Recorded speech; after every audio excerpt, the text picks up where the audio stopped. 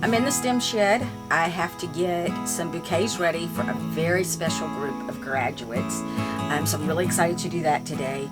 And I have another mausoleum arrangement to do. But I kind of wanted to show you how I get this prepped. So some folks do just clean and strip everything while they're in their fields. Sometimes I do, sometimes I don't. It just depends. Today I just harvested real quick and I throw them in a bucket. So these are my buckets. They are garbage cans from the Dollar Tree. I'll just go ahead and say it. And so I use those, but I picked some of these this morning. I am going to strip all of the foliage off and let them sit in the water for a little bit, and then I'm going to put them together. So look at these zinnias.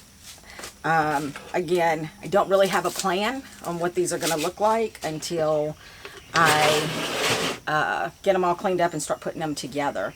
So a few more snapdragons. I need to plant more of those next year. So I did have a few marigolds pop up. So a lot of folks don't like marigolds because of the smell. Do you know why it smells? It's not the flower. The flower doesn't have the smell. It's the foliage. And so that's really important to get all of that foliage off. I don't know if I'm going to use these. They still look a little bit short. But I'm going to see what they look like when I put them in the vase. I mean, look how pretty that is this morning. So I'm going to get those done, get them a little cleaned up, strip them down, and then we're going to put together the bouquets. So in my water, I think I talked about this before. Let me grab it. Alright, so in my water, I just put one of these little tablets, CVB in, and just to help them as I'm getting them ready for bouquet making. So it helps them stay fresh for a little bit longer. I do not include that with my with my bouquets. I feel like I let them hydrate for a while, and then I do it. Look at this. Look at these colors. I wasn't really a big fan of this color. I don't know. It's been hard so far to put it with different flowers. I'm going to try it today. I am drying some, so we'll see how that works. Because I would love just to grow this and dry it and make a beautiful spring wreath next year. Oh, broke that one. So, I don't know. Maybe that'll be in the plan. Some other things we got to get done today. So I did clear out my dahlias.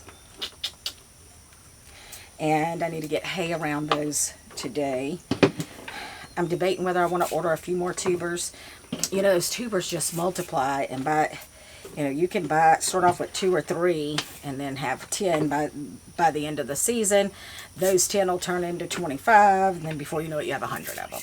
And so they're worth the investment, but last year only grew a few, and I know they're kind of temperamental and they take a little bit more work, so we'll see. I may just stick with what I have right now and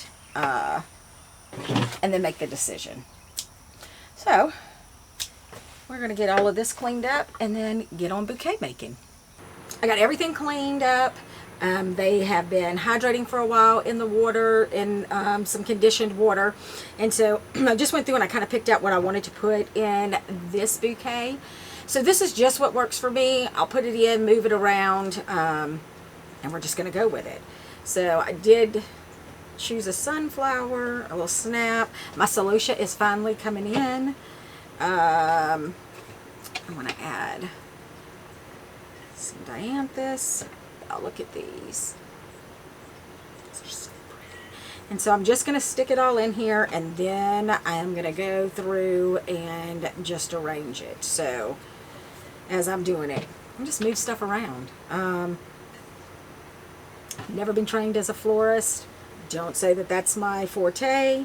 I just like making these little bouquets. I mean, I'm sure if you're a florist and you're watching, you're cringing. Sorry. It's just fun. I don't advertise as a professional by any means. So unfortunately though, in the state of Louisiana, in order to put together a bouquet like this, you have to take the retail florist license. A whole nother thing. Google that. It's ridiculous. So I had to study within a book that was so outdated.